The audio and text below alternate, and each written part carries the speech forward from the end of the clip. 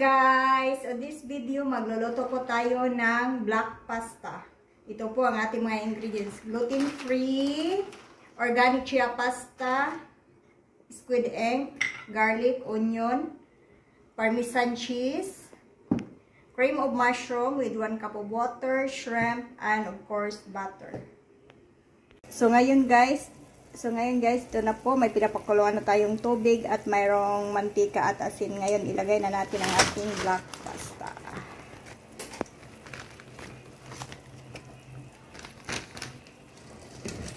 Ilagay na natin.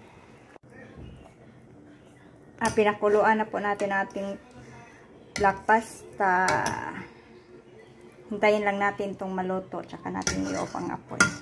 So guys, tingnan ko na po kung malambot na siya, tsaka ko na i-drain yung water.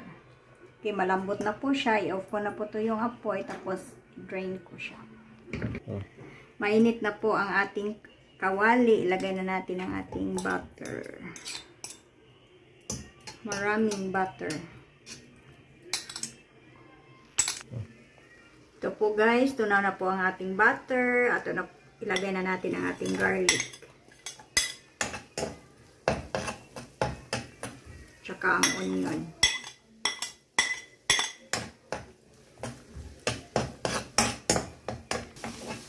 Yun na po yung garlic at tsaka onion natin. Ilagay na natin ang ating shrimp. Wait na po siya. Antayin na natin maluto ang ating shrimp. Tsaka natin ilagay yung ating cream of mushroom.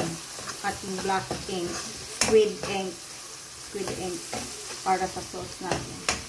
Luto na po ang ating shrimp. Ilagay na natin ang ating cream of mushroom.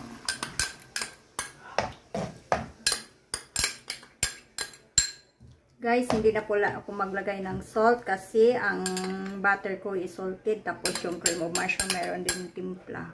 Tapos yung pasta may salt naman yan sa pakulo ko, pagpapalambot. Nilagyan naman yun ng salt. At ilagay na natin ang ating squid ink.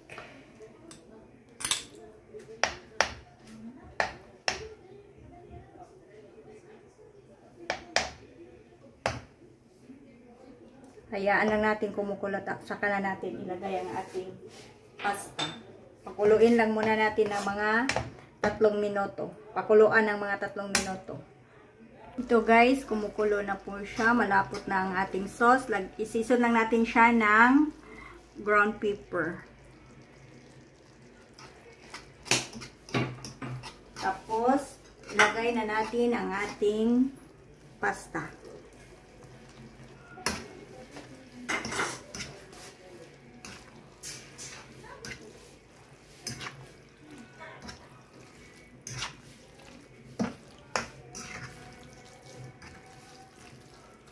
Mix lang po siya hanggang matuli mix.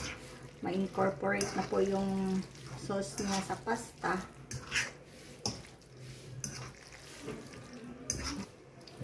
Ito na po, na-mix na po siya ng maayos. Lagyan na natin ng parmesan cheese.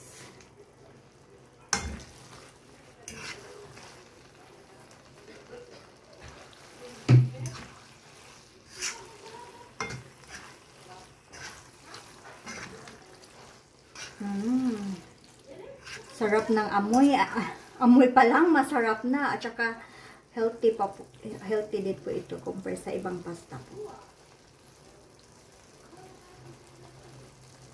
Tikman natin. Okay na po. Luto na po ang ating black pasta. Ang sarap po talaga niya guys. Promise, iluto niyo to. Ihanda niyo to sa inyong mga anak. Kasi healthy at saka masarap.